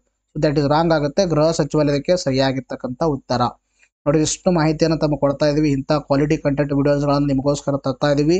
ಸೊ ವಿಡಿಯೋಸ್ಗಳನ್ನು ನಿಮ್ಮ ಫ್ರೆಂಡ್ಸ್ಗಳಿಗೂ ಕೂಡ ಶೇರ್ ಮಾಡಿ. ನೀವು ಯಾರೇ ವಿಡಿಯೋನ ನೋಡೋಕ್ಕಾಗಲ್ಲ, ನಮ್ಮ ನೋಟ್ಸ್ಗಳನ್ನು ತಗೋಬಹುದು. ಇದಕ್ಕಿಂತಲೂ ಡೆಪ್ತ್ ಆಗಿ ಮತ್ತು ಬಹಳ ಬ್ಯೂಟಿಫುಲ್ ಆಗಿ ಕವರ್ ಮಾಡಿದ್ದೀವಿ. ನೆಕ್ಸ್ಟ್ ಪ್ರಶ್ನೆ ಅಂತ ಕೇಳಿದೆ ನೋಡಿ, 2024ನೇ ಸಾಲಿನ ಭಾರತ ರತ್ನ ಪ್ರಶಸ್ತಿಗೆ ಭಾಜನರಾದವರು ಯಾರು ಅಂತ ಕೇಳಿದ್ದಾರೆ. ಸೊ ಅದಕ್ಕೆ ಸರಿಯಾಗಿರ್ತಕ್ಕಂಥ ಉತ್ತರ ಯಾವುದಂದ್ರೆ ಇದಕ್ಕೆ 2 ಆಪ್ಷನ್ ಕರೆಕ್ಟು, 1 ಮತ್ತು 2. 2024ನೇ ಸಾಲಿನ ಭಾರತ ರತ್ನ ಪ್ರಶಸ್ತಿಗೆ ಯಾರು ಆಯ್ಕೆ ಆಗಿದ್ದಾರೆ? ಇಬ್ಬರು ಆಯ್ಕೆ ಆಗಿದ್ದಾರೆ. ಮೊದಲು ಒಬ್ಬರ ಬಗ್ಗೆ ನಾನು ಈಗಾಗಲೇ ಹೇಳಿದ್ದೀನಿ, ಭಾರತ ರತ್ನ ಇವರು ಆಯ್ಕೆಯಾದಾಗ ಒಬ್ಬರು ಯಾರಾದರೆ ಕರ್ಪೂರಿ ಠಾಕೂರ್ ಅಂತ ಹೇಳ್ತೀವಿ. ಇವರು ಬಿಹಾರದ ಒಂದು ಮುಖ್ಯಮಂತ್ರಿಯಾಗಿ ಕಾರ್ಯವನ್ನು ನಿರ್ವಹಿಸಿದ್ದಾರೆ. ಇನ್ನೊಬ್ರು ಯಾರಾದರೆ LK ಅಡ್ವಾಣಿಯವರನ್ನ ಏನು ಮಾಡಿದರೆ ಕೇಂದ್ರ ಸರ್ಕಾರ ಇತ್ತೀಚೆಗೆ ಘೋಷಣೆಯನ್ನ ಮಾಡಿರ್ತಕ್ಕಂಥದ್ದು ಗೊತ್ತಿರಬೇಕು. 2024ರಲ್ಲಿ ಕೇಂದ್ರ ಸರ್ಕಾರವು ಮಾಜಿ ಉಪ ಪ್ರಧಾನಿ LK ಅಡ್ವಾಣಿಯವರನ್ನ ಭಾರತ ರತ್ನ ಘೋಷಿಸಿದೆ. ಇದು ನ್ಯೂಸಲ್ಲಿ ಇದ್ದಿರ್ತಕ್ಕಂಥ ವಿಷಯ ಮತ್ತು ಗೊತ್ತಿರಬೇಕು. ಇದ್ರ ಮೇಲೆ ನೆಕ್ಸ್ಟ್ ಎಕ್ಸಾಮ್ಗಳಲ್ಲಿ ಬರುತ್ತೆ. ಇನ್ನು ಭಾರತ ರತ್ನ ಯಾವಾಗ ಸ್ಥಾಪನೆ ಮಾಡಲಾಯಿತು? Padma Bhushan, Padma Shri, we already discussed in previous class. ಅರ್ಥ ಆಯ್ತಾ? ಜನವರಿ 2024ರಲ್ಲಿ ಬಿಹಾರದ ಮಾಜಿ ಮುಖ್ಯಮಂತ್ರಿ ಕರ್ಪೂರಿ ಠಾಕೂರ್ ಅವರಿಗೆ 49ನೇ ಭಾರತ ರತ್ನ ಪ್ರಶಸ್ತಿ ಸರ್ಕಾರ ಘೋಷಿಸಿತು. 49 ಇವರಿಗೆ ಆದರೆ 50ನೇ ಒಂದು ಭಾರತ ರತ್ನ ಪ್ರಶಸ್ತಿಯನ್ನು ಯಾರಿಗಂದ್ರೆ LK ಅಡ್ವಾಣಿ ಅಂತ ಗೊತ್ತಿರಬೇಕು. ಇನ್ನೊಂದು ವಿಶೇಷತೆ ಏನಂದರೆ ಠಾಕೂರ್ ಅವರಿಗೆ ಮರಣೋತ್ತರವಾಗಿ ಪ್ರಶಸ್ತಿಯನ್ನು ನೀಡಲಾದರೆ ಈ ಒಂದು ಮರಣೋತ್ತರವಾಗಿ ಪ್ರಶಸ್ತಿ ಪಡೆದ 17ನೇ ವ್ಯಕ್ತಿಯಾಗಿದ್ದಾರೆ. ಗೊತ್ತಿರಬೇಕು, ಮರಣೋತ್ತರ ಪ್ರಶಸ್ತಿಯನ್ನು ಪಡೆದ 17ನೇ ವ್ಯಕ್ತಿ. ಭಾರತ ರತ್ನ ಬಗ್ಗೆ ಮಾತಾಡ್ತಾ ಬಂದಾಗ ಭಾರತ ರತ್ನ ಪ್ರಶಸ್ತಿಯನ್ನು 1954ರಲ್ಲಿ ಸ್ಥಾಪನೆ ಮಾಡಲಾಗಿತ್ತು. ಆಗಿನ ಒಂದು ಭಾರತ ರಾಷ್ಟ್ರಪತಿಯಾಗಿರ್ತಕ್ಕಂಥ ರಾಜೇಂದ್ರ ಪ್ರಸಾದ್ ಅವರು ಇದನ್ನು ಪ್ರಾರಂಭ ಮಾಡಿದರು. ಮರಣೋತ್ತರವಾಗಿ ಭಾರತ ರತ್ನವನ್ನು ನೀಡುವ ಪರಿಕಲ್ಪನೆಯನ್ನು 1966ರಂದು ಪ್ರಾರಂಭಿಸಲಾಯಿತು. ಇಂಪಾರ್ಟೆಂಟು. ಮೊದಲ ಬಾರಿಗೆ ಪಡೆದುಕೊಂಡವರು ಯಾರಾದರೆ ರಾಜಗೋಪಾಲಾಚಾರಿ, ಸರ್ವಪಲ್ಲಿ ರಾಧಾಕೃಷ್ಣ ಮತ್ತು CV ರಾಮನ್. ಮತ್ತೆ ಇನ್ನು ಮರಣೋತ್ತರವಾಗಿ ಯಾರು ಪಡೆದುಕೊಂಡಿದ್ದಾರೆ, ಎಷ್ಟು ಜನ ಪಡೆದುಕೊಂಡಿದ್ದಾರೆ, ಅವೆಲ್ಲವನ್ನ ಲಿಸ್ಟನ್ನು ನಮ್ಮ ಮ್ಯಾಗ್ಝಿನ್ಗಳಲ್ಲಿ ನಿಮಗೆ ಪ್ರೊವೈಡ್ ಮಾಡ್ತೀವಿ. Don't worry. ಅರ್ಥ ಆಯ್ತಾ? ಎಸ್, ನೆಕ್ಸ್ಟ್ ನೋಡ್ರಿ ಯಾರು ನಿಮ್ಮ ಮೆಂಬರ್ಶಿಪ್ಪನ್ನು ತೊಗೊಂಡಿಲ್ಲ, ನಮ್ಮ ಚಾನಲ್ ಮೆಂಬರ್ಶಿಪ್ಪನ್ನು ಕೂಡ ತೊಗೊಳ್ಬೋದು. ನೀವು ನಮ್ಮ ಚಾನಲಲ್ಲಿ ಒಂದು ಜಾಯಿನ್ ಬಟನನ್ನು ಕ್ಲಿಕ್ ಮಾಡೋ ಮುಖಾಂತರ ಅದರ ಲೆವೆಲ್ಸ್ಗಳಿದ್ದಾವೆ. KPSC KS ಅಂತಕ್ಕಂಥದ್ದು 399ನಲ್ಲಿ, ಇನ್ನು KSP ಮತ್ತು PCPSಗೆ 299 ಅಂತ ನೀವನ್ನ ಜಾಯಿನ್ ಆಗೋ ಮುಖಾಂತರ ನಮ್ಮ ಚಾನಲ್ನ ಸದಸ್ಯತ್ವವನ್ನು ಪಡೆದುಕೊಂಡು ನೀವು ಒಂದು ಎಕ್ಸ್ಕ್ಲೂಸಿವ್ ವಿಡಿಯೋಸ್ಗಳನ್ನು ನಿಮಗೋಸ್ಕರವಾಗಿ ನೀವೇನು ಮಾಡ್ಬೋದು, ಎಂಜಾಯನ್ನು ಮಾಡ್ಬೋದು. ನೋಡಿ, ನೆಕ್ಸ್ಟ್ ಪ್ರಶ್ನೆ ಕೇಳಿದ್ರೆ ಭಾರತವು ಯಾವ ದೇಶದಿಂದ ಅತಿ ಹೆಚ್ಚು ಲಿಥಿಯಂ ಅಯಾನ್ ಬ್ಯಾಟರಿ ಆಮದು ಮಾಡಿಕೊಳ್ಳುತ್ತದೆ ಅಂತ ಪ್ರಶ್ನೆಯನ್ನು ಕೇಳಿದ್ದಾರೆ. ಇದು ಬಹಳ ಇಂಪಾರ್ಟೆಂಟ್ ಆಗಿರ್ತಕ್ಕಂಥ ಪ್ರಶ್ನೆ. ಅರ್ಥ ಆಯ್ತಾ? ನಿಮ್ಮ KS ಎಕ್ಸಾಮಿನೇಷನ್ ದೃಷ್ಟಿಯಿಂದಾಗಿ ಅದಕ್ಕೆ ಸರಿಯಾಗಿರ್ತಕ್ಕಂಥ ಉತ್ತರ ಯಾವುದಂದ್ರೆ China is the right answer. ಭಾರತವು 70% ಲಿಥಿಯಂ ಅಯಾನ್ ಬ್ಯಾಟರಿಗಳನ್ನು ಚೀನಾ ದೇಶದಿಂದ ಏನು ಮಾಡ್ಕೊಳ್ಳುತ್ತೆ, ಆಮದನ್ನು ಮಾಡ್ಕೊಳ್ಳುತ್ತೆ. ನಿಮಗಿದು ಮೇನ್ಸಲ್ಲಿ ಕೂಡ ಪ್ರಶ್ನೆಯನ್ನು ಬರ್ಬೋದು. ಅರ್ಥ ಆಯ್ತಾ? ನಾನು ಏನು ಹೇಳ್ತಾ ಇದ್ದೀನಿ, ಮೇನ್ಸಲ್ಲಿ ಕೂಡ ಬರ್ಬೋದು. ಯಾವ ಥರ ಮೇನ್ಸಲ್ಲಿ ಬರ್ಬೋದು ಅಂದರೆ ಇತ್ತೀಚೆಗೆ ಸುದ್ದಿಯಲ್ಲಿದ್ದ ಲಿಥಿಯಂ ಅಯಾನ್ ಬ್ಯಾಟ್ರಿ ಬಗ್ಗೆ ಬರೀರಿ ಅಂತ ಹೇಳ್ಬೋದು. ಅಥವಾ ಲಿಥಿಯಂ ಅಯಾನ್ ಲಿಥಿಯಮನ್ನು ಅನ್ವೇಷಣೆ ಮಾಡೋಕ್ಕೆ ಅಥವಾ ಲಿಥಿಯಮನ್ನು ಎಕ್ಸ್ಟ್ರಾಕ್ಟ್ ಮಾಡೋಕ್ಕೆ ಭಾರತದ ಮಧ್ಯದಲ್ಲಿರ್ತಕ್ಕಂಥ ಚಾಲೆಂಜಸ್ಗಳೇನು ಅಂತಕ್ಕಂಥದ್ದು. ಅಥವಾ ಹಿಂಗೆ ಕೇಳ್ಬೋದು, ಲಿಥಿಯಂ ಅಂತಕ್ಕಂಥದ್ದು ಈ ಒಂದು ಮುಂದಿನ ಒಂದು ನಾವು ಏನೋ ಒಂದು ರಿನ್ಯೂಬಲ್ ಎನರ್ಜಿಯನ್ನು ಗೋಸ್ಕರ ನಾವು ಮೂವ್ ಆಗ್ತಾ ಇದ್ದೀವಿ. ಸೊ ಅದಕ್ಕೊಂದು ಬಹಳ ಒಂದು ಕ್ರಿಟಿಕಲ್ ಅಂತಕ್ಕಂಥದ್ದು ಕೂಡ ಕೇಳ್ಬೋದು. ಅರ್ಥ ಆಯ್ತಾ? Critically evaluate lithium for future energy ಅಂತಕ್ಕಂಥದ್ದು ಈ ಥರ ಪ್ರಶ್ನೆ ಗುಮಾಯಿಸಿ ಕೇಳ್ಬೋದು. ಸೊ ಇವತ್ತಿನ ವಿಡಿಯೋದಲ್ಲಿ ನಾವು ಲಿಥಿಯಂ ಅಂದರೆ ಏನು, ಭಾರತ ಯಾವ ದೇಶಕ್ಕೆ ಒಪ್ಪಂದವನ್ನು ಮಾಡಿಕೊಂಡಿದೆ, ಭಾರತಕ್ಕೆ ಆಗುವ ಒಂದು ಉಪಯೋಗಗಳೇನು, ಆಮೇಲೆ ತದನಂತರದಲ್ಲಿ ಲಿಥಿಯಂ ಎಲ್ಲಿ ಬಳಸಲಾಗುತ್ತೆ, ಆಮೇಲೆ ಭಾರತ ಮುಂದೆ ಇರತಕ್ಕಂಥ ಒಂದು ಚಾಲೆಂಜಸ್ಗಳೇನು, ಅರ್ಥ ಆಯ್ತಾ? ಡಿಸ್ಕಸ್ ಮಾಡೋಣ. ನೋಡಿ, ನಿಮ್ಮ KS ಅಲ್ಲಿ ಪ್ರಶ್ನೆ ಬರ್ಬೋದು. ಭಾರತ ಮತ್ತು ಅರ್ಜೆಂಟೀನಾ ಜನವರಿ ತಿಂಗಳ ಮಧ್ಯ ಭಾಗದಲ್ಲಿ ಮುಖ್ಯವಾದ ಒಪ್ಪಂದಕ್ಕೆ ಸಹಿ ಹಾಕಿವೆ. ಭಾರತ ಮತ್ತು ಯಾವ ದೇಶಗಳು? ಅರ್ಜೆಂಟೀನಾ ದೇಶಗಳು ಜನವರಿ ತಿಂಗಳ ಒಂದು ಮಧ್ಯಭಾಗದಲ್ಲಿ ಒಂದು ಒಪ್ಪಂದಕ್ಕೆ ಸಹಿ ಹಾಕಿವು. ಆ ಒಪ್ಪಂದದ ಫಲವಾಗಿ ನಮ್ಮ ದೇಶದ ಸರ್ಕಾರಿ ಸ್ವಾಮ್ಯದ ಒಂದು ಖನಿಜ ವಿದೇಶಿ ಇಂಡಿಯಾ ಲಿಮಿಟೆಡ್ ಅಂತಕ್ಕಂಥ ಕಂಪನಿ ಸಂಸ್ಥೆ ಮೊದಲ ಬಾರಿಗೆ ವಿದೇಶಿ ನೆಲದಲ್ಲಿ ಅತಿ ಮಹತ್ವದ ಲಿಥಿಯಂ ಲೋಹ ಧಾತುಗಾಗಿ ವ್ಯವಸ್ಥಿತವಾದ ವೈಜ್ಞಾನಿಕ ಅನ್ವೇಷಣೆಯನ್ನು ಪ್ರಾರಂಭಿಸಲಿದೆ. ಗೊತ್ತಿರಬೇಕು, ಭಾರತದ ಒಂದು ಸಂಸ್ಥೆ ಯಾವುದಂದ್ರೆ ಖನಿಜ ವಿದೇಶ್ ಇಂಡಿಯಾ ಲಿಮಿಟೆಡ್ ಅಂತಕ್ಕಂಥ ಸಂಸ್ಥೆ ಫಸ್ಟ್ ಟೈಮು ಬೇರೆ ದೇಶದ ಪ್ರಾಂತ್ಯದಲ್ಲಿ ಈ ಲಿಥಿಯಂ ಒಂದು ಎಕ್ಸ್ಟ್ರಾಕ್ಟ್ ಮಾಡೋಕ್ಕೋಸ್ಕರ ಅಲ್ಲಿ ಏನು ಮಾಡ್ತಾ ಇದ್ದಾರೆ, ವೈಜ್ಞಾನಿಕ ಒಂದು ಅನ್ವೇಷಣೆಯನ್ನು ಮಾಡ್ತಾ ಇದೆ. ಸೊ ಈ ವೈಜ್ಞಾನಿಕ ಅನ್ವೇಷಣೆ ಮಾಡೋದರಿಂದ ಭಾರತಕ್ಕಾಗುವ ಅನುಕೂಲಗಳೇನು, ನಾವು ಯಾಕೆ ಒಂದು ಅರ್ಜೆಂಟೀನಾದಲ್ಲಿ ಅನ್ವೇಷಣೆ ಮಾಡಬೇಕು ಅಂತಕ್ಕಂಥದ್ದು ಇಂಪಾರ್ಟೆಂಟ್ ಆಗುತ್ತೆ. ಇನ್ನು ಭಾರತದಲ್ಲಿ ಈ ಲಿಥಿಯಮನ್ನು ಎಕ್ಸ್ಟ್ರಾಕ್ಟ್ ಮಾಡೋಕ್ಕೆ ಮತ್ತು ಭಾರತದಲ್ಲಿ ಎಷ್ಟು ನಿಕ್ಷೇಪಗಳಿದ್ದಾವೆ, ಎಲ್ಲಿದ್ದಾವೆ ಅಂತಕ್ಕಂಥದ್ದು ನಮ್ಮ ಎಕ್ಸಾಮ್ ದೃಷ್ಟಿಯಿಂದಾಗಿ ಕೂಡ ಇಂಪಾರ್ಟೆಂಟ್ ಆಗುತ್ತೆ. ನೋಡ್ರಿ, ವೈಜ್ಞಾನಿಕ ಅಧ್ಯಯನದಿಂದ ಭಾರತಕ್ಕೆ ಏನು ಲಾಭ ಅಂತಕ್ಕಂಥ ಪ್ರಶ್ನೆಯನ್ನು ಕೇಳ್ಬೋದು. ನೋಡ್ರಿ, ನಮ್ಮ ಭಾರತದಲ್ಲಿ ಲಿಥಿಯಂ ಅಯಾನ್ಗಳು ಇದ್ದಾವೆ, ನಿಕ್ಷೇಪಗಳಿದ್ದಾವೆ. ಸೊ ನಾವು ಅನ್ಕೊಂಡಷ್ಟು ಸ್ವಲ್ಪ ರಿಲಯಂಟ್ ಆಗುವಷ್ಟು ಇಲ್ಲ. ಬಟ್ ಆದರೆ ಲಿಥಿಯಂ ಅಯಾನ್ ಒಂದು ಅದರ ಲಿಥಿಯಂ ಒಂದು ನಿಕ್ಷೇಪಗಳು ಇದ್ದಾವೆ. ಸೊ ಆ ಲಿಥಿಯಂ ಒಂದು ನಿಕ್ಷೇಪಗಳನ್ನು ತೆಗೆಯೋಕ್ಕೆ ನಮಗೆ ಕೆಲವೊಂದು ಸಮಸ್ಯೆಗಳಿದ್ದಾವೆ. ಆ ಸಮಸ್ಯೆಗೆ ನಾವು ಈ ಒಂದು ವೈಜ್ಞಾನಿಕ ಒಂದು ಅನ್ವೇಷಣೆ ಏನು ಮಾಡ್ತಾ ಇದ್ದೀವಿ ಅರ್ಜೆಂಟೀನಾದಲ್ಲಿ, ಅದು ಹೆಲ್ಪ್ ಆಗುತ್ತೆ ಅಂತಕ್ಕಂಥ. ನೋಡ್ರಿ, ಲಿಥಿಯಂ ಗಣಿಗಾರಿಕೆ ಸಂಬಂಧಿಸಿದ ತಂತ್ರಜ್ಞಾನ, ತಾಂತ್ರಿಕ ಜ್ಞಾನ ಹಾಗೂ ಕಾರ್ಯಾಚರಣೆ ಅನುಭವಗಳು ಉನ್ನತೀಕರಣವಾಗುತ್ತೆ ನಾವೇನಾದರೂ ಅಧ್ಯಯನ ಮಾಡಿದ್ರೆ ಇಲ್ಲಿ ಅರ್ಜೆಂಟೀನಾದಲ್ಲಿ. ಒಂದು ಮೊದಲನೇ ಲಾಭ. ಎರಡನೇ ಲಾಭ, ದೇಶದ ಗಣಿಗಾರಿಕೆ ಕ್ಷೇತ್ರದಲ್ಲಿ ತ್ವರಿತವಾಗಿ ಮುನ್ನಡೆಯಾಗುವ ನಿರೀಕ್ಷೆ ಇದೆ. ಅದರ ಗಣಿಗಾರಿಕೆ ಏನಾಗುತ್ತೆ ಇಲ್ಲಿ ಬೂಸ್ಟಪ್ ಆಗುತ್ತೆ. ಇವೆರಡು ಏನು ಭಾರತಕ್ಕೆ ಏನಂದ್ರೆ ನಾವು ಅರ್ಜೆಂಟೀನಾದಲ್ಲಿ ಅನ್ವೇಷಣೆ ಮಾಡೋದ್ರಿಂದ ಏನಾಗುತ್ತಂದ್ರೆ ನಮಗೆ ಒಂದು ಹೆಲ್ಪ್ ಆಗುತ್ತೆ. ಇನ್ನೊಂದು ಹೆಲ್ಪ್ ಏನಂದ್ರೆ ನೋಡ್ರಿ, ಈ ಒಂದು ತ್ರಿಕೋನ ಅಂತ ಬರುತ್ತೆ, ಲಿಥಿಯಂ ತ್ರಿಕೋನ ಅಂತ ಬರುತ್ತೆ. ನಿಮ್ಗೆ ಹೇಳ್ತೇನೆ ಲಿಥಿಯಂ ತ್ರಿಕೋನ ಅಂದ್ರೆ ಏನು. 3 ದೇಶಗಳಲ್ಲಿ ಹೆಚ್ಚಿನ ಲಿಥಿಯಂ ಸಿಗುತ್ತೆ, ಅದಕ್ಕೆ ಲಿಥಿಯಂ ತ್ರಿಕೋನ ಅಂತ ಕರಿತೀವಿ. ಅರ್ಜೆಂಟೀನಾನು ಕೂಡ ಈ ಲಿಥಿಯಂ ತ್ರಿಕೋನದಲ್ಲಿ ಬರುತ್ತೆ. ಸೊ ಲಿಥಿಯಂ ತ್ರಿಕೋನದಲ್ಲಿ ಬರೋದ್ರಿಂದ ಅರ್ಜೆಂಟೀನಾದಿಂದ ನಾವು ಏನು ಮಾಡ್ಬೋದು ಅಂದರೆ ಲಿಥಿಯಂಗಳನ್ನ ಒಂದು ಕಡಿಮೆ ಬೆಲೆಯಲ್ಲಿ ಇಂಪೋರ್ಟ್ ಕೂಡ ಮಾಡ್ಬೋದು. ಸೊ ಇದು ಏನಂದರೆ ಭಾರತಕ್ಕೆ ಏನಂದರೆ ಮಾಡ್ಕೊಂಡಿರ್ತಕ್ಕಂಥ ಅನುಕೂಲಗಳಿವು. 3 ಅನುಕೂಲಗಳು ಗೊತ್ತಿರಬೇಕು. ಅರ್ಥ ಆಯ್ತಾ? ಭಾರತಕ್ಕೆ ಏನು ಲಾಭ ಇದೆ ಅಲ್ಲಿ ಅನ್ವೇಷಣೆ ಮಾಡೋದ್ರಿಂದ ಅಂತಕ್ಕಂಥದ್ದು. ಹಾಗಾದರೆ ಭಾರತಕ್ಕೆ ಲಿಥಿಯಂ ಏಕೆ ಮುಖ್ಯ, ನಮಗೆ ಯಾಕೆ ಲಿಥಿಯಂ ಬೇಕು ಅಂತಕ್ಕಂಥದ್ದು. ಎಕ್ಸಾಮಲ್ಲಿ ನೋಡಿ KS ಓದಬೇಕಾದ್ರೆ ಹಿಂಗೆ ಎಲ್ಲ ಪ್ರಶ್ನೆಗಳು ಹಾಕ್ಕೊಂಡು ಪ್ರತಿಯೊಂದಕ್ಕೂ ಪ್ರಿಪರೇಷನ್ ಆಗಬೇಕು. 2030ರ ವೇಳೆಗೆ ದೇಶದ ಒಟ್ಟು ವಿದ್ಯುತ್ ಬೇಡಿಕೆ ಅರ್ಧದಷ್ಟು ನವೀಕರಿಸಬಹುದಾದ ಶಕ್ತಿ ಮೂಲಗಳಿಂದ ಪಡೆಯಬೇಕೆಂದು ಸರ್ಕಾರ ಗುರಿಯಾಗಿದೆ. ಅರ್ಥ ನಮ್ಮ ಭಾರತ ಸರ್ಕಾರ ಒಂದು ಗುರಿ ಹಾಕೊಂಡಿದೆ 2030ರ ವೇಳೆಗೆ. 2030ರ ವೇಳೆಗೆ ಏನೇನು ಗುರಿ ಹಾಕೊಂಡಿದೆ ಅಂತಕ್ಕಂಥದ್ದು ಇಲ್ಲಿ ಇಂಪಾರ್ಟೆಂಟು. ಅದರಲ್ಲಿ ಒಂದು ಇಂಪಾರ್ಟೆಂಟ್ ಯಾವುದಂದ್ರೆ ನಾವು ಏನು ವಿದ್ಯುತ್ತನ್ನು ಬಳಸ್ತಾ ಇದ್ದೀವಿ, ಅರ್ಥ ಏನು ವಿದ್ಯುತ್ತನ್ನು ಬಳಸ್ತಾ ಇದ್ದೀವಿ ಭಾರತದಲ್ಲಿ 100% ಅಂತ ಅನ್ಕೋಣ. ಸೊ ಆ 100%ದಲ್ಲಿ 50% ಅರ್ಥ ಆಯ್ತಾ ರಿನ್ಯೂಬಲ್ ಎನರ್ಜಿಯಿಂದ ನಾವು ಪಡ್ಕೋಬೇಕು ಅನ್ನೋದು ಭಾರತದ ಒಂದು ಟಾರ್ಗೆಟ್ 2030ರ ವೇಳೆಗೆ. 2030ಯಲ್ಲಿ 50% ಆಫ್ ಎನರ್ಜಿ ನಾವು ಪ್ರೊಡಕ್ಷನ್ನು ರಿನ್ಯೂಬಲ್ ಎನರ್ಜಿಯಿಂದ ಮಾಡಬೇಕು ಅಂತಕ್ಕಂಥದ್ದು ಸರ್ಕಾರದ ಒಂದು ಏನಾಗಿದೆ ಗುರಿಯಾಗಿದೆ ಮೊದಲನೇದು.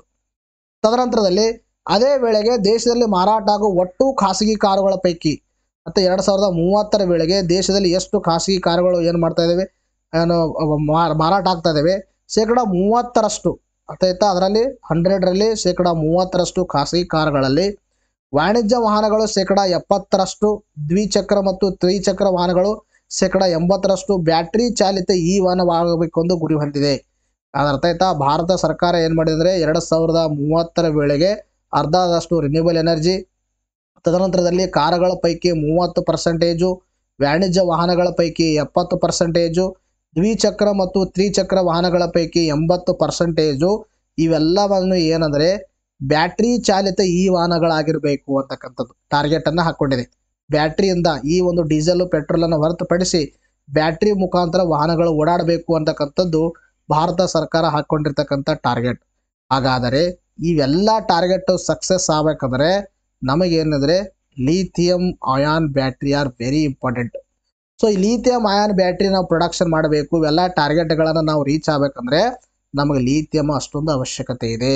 ಅದಕ್ಕೆ ನಿಮಗೆ ಹೇಳಿದೀನಿ ಲಿಥಿಯಂ ಭಾರತಕ್ಕೆ ಏಕೆ ಮುಖ್ಯ, ಇವೆಲ್ಲ ಟಾರ್ಗೆಟ್ಗಳನ್ನು ನಾವು ರೀಚ್ ಆಗಬೇಕಂದ್ರೆ ಮುಖ್ಯವಾಗಿರ್ತಕ್ಕಂಥದ್ದು. ಮತ್ತು ಆಯಿಲ್ ಇಂಪೋರ್ಟ್ ರಿಸಿಪ್ಟ್ಸನ್ನು ನಾವು ಆಯಿಲ್ ಇಂಪೋರ್ಟ್ ರಿಸಿಪ್ಟನ್ನು ಕಡಿಮೆ ಮಾಡೋಕ್ಕೆ ಇದು ಇಂಪಾರ್ಟೆಂಟ್ ಆಗಿರ್ತಕ್ಕಂಥದ್ದು. ನೋಡಿರಿ, ಇಷ್ಟೆಲ್ಲ ಮಾಹಿತಿ ಗೊತ್ತಿರಬೇಕು ನಿಮಗೆ. ಇನ್ನು ಈ ಗುರಿಗಳು ಯಶಸ್ವಿಯಾಗಬೇಕಾದ್ರೆ ನಾವು ಲಿಥಿಯಂ ಅಯಾನ್ ಬ್ಯಾಟ್ರಿಗಳನ್ನು ಸ್ವಾವಲಂಬನೆಯಾಗಬೇಕಾಗಿದೆ. ಲಿಥಿಯಂ ಅಯಾನ್ ಬ್ಯಾಟ್ರಿ ಸ್ವಾವಲಂಬನೆ ಆಗಬೇಕಾದ್ರೆ ನಾವೇನು ಮಾಡಬೇಕಾಗತ್ತೆ, ಲಿಥಿಯಂ ಪ್ರೊಡಕ್ಷನ್ ಹೆಚ್ಚಾಗಿ ಮಾಡಬೇಕಾಗತ್ತೆ.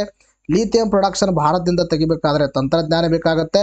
ತಂತ್ರಜ್ಞಾನ ಭಾರತದಲ್ಲಿ ಅಷ್ಟೊಂದು ನಿಕ್ಷೇಪ ಇಲ್ಲ ಅಂದರೆ ಬೇರೆ ದೇಶದಿಂದ ತರಿಸ್ಕೊಳ್ಬೇಕಾಗತ್ತೆ.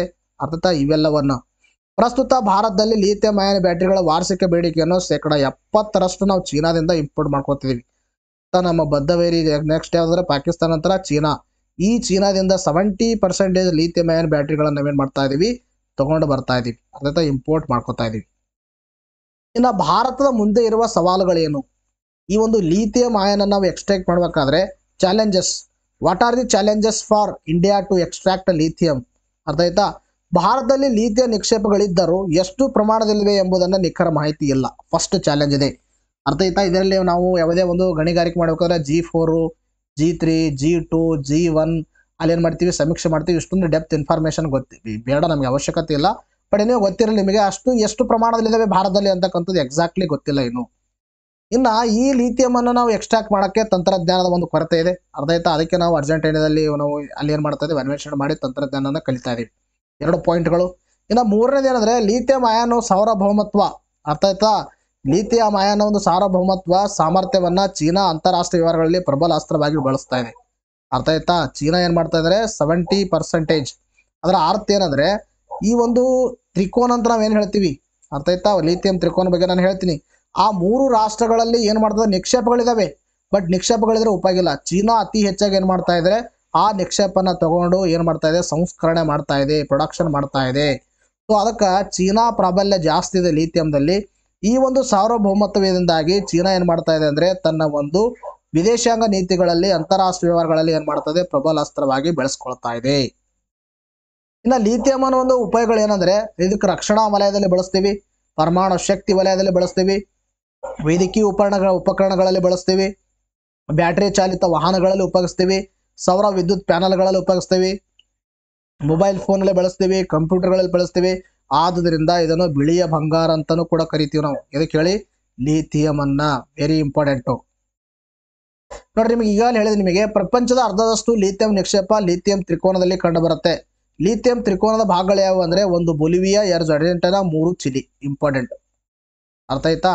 ಈ 3 ತ್ರಿಕೋನ ಇದ್ರೂ ಕೂಡ ನಮ್ಮ ಇನ್ನೊಂದು ವಿಶೇಷತೆ ಏನಂದ್ರೆ ಗಣಿಗಾರಿಕೆ ಮತ್ತು ಸಂಸ್ಕರಣೆಯ ನಂತರ ವಿವಿಧ ಉಪಗಳಿಗೆ ಬೇಕಿರುವ ಸಿದ್ಧ ರೂಪದ ಲಿಥಿಯಂ ಜಾಗತಿಕ ಬೇಡಿಕೆಗೆ 80% ಚೀನಾದಿಂದ ಬರುತ್ತೆ. ಅರ್ಥ? ಇವುಗಳಲ್ಲಿ ನಿಕ್ಷೇಪ ಇದಾವೆ, ಆದ್ರೆ ಸಂಸ್ಕರಣೆ ಮಾಡಿ ಸಿದ್ಧ ರೂಪದ ಒಂದು ಲಿಥಿಯಂದಲ್ಲಿ 80% ಚೀನಾ ಏನ್ ಮಾಡುತ್ತೆ, ಜಗತ್ತಿಗೆ ಕಳಿಸುತ್ತೆ.